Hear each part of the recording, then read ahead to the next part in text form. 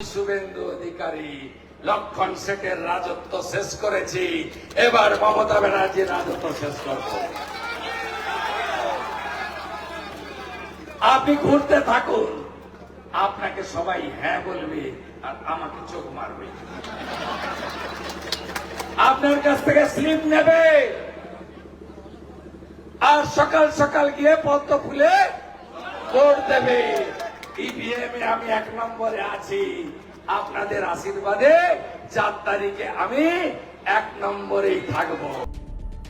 ভবানীপুর কেন্দ্রে মমতা শুভেন্দু মুখোমুখি এই মুহূর্তে সেই ছবি আপনারা দেখতে পাচ্ছেন। ভোট প্রচার সেরে নিজের বিধানসভা কেন্দ্র ভবানীপুরে মমতা বন্দ্যোপাধ্যায়, অন্যদিকে ভবানীপুর কেন্দ্রে অলিগলিতে প্রচারে ঝড় তুলেছেন শুভেন্দু অধিকারী। অহিন্দ্র মঞ্চের সামনে বক্তব্য রাখলেন শুভেন্দু। এই মুহূর্তে সেই ছবি আপনারা দেখতে পাচ্ছেন।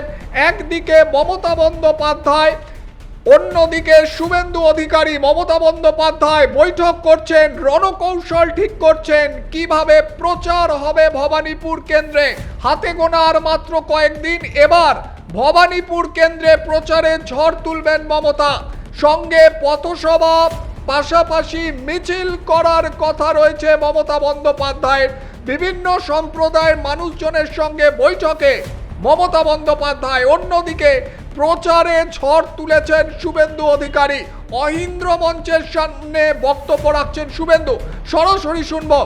আমরা ডুবকি লাগালাম, আপনি বললেন ওটা মহাকুম্ভ নয়, মৃত্যু কুম্ভ। আপনি বলেন হিন্দু ধর্ম গন্ধা ধর্ম। আপনি পিতৃপক্ষে খাঁচি নিয়ে বেরোন।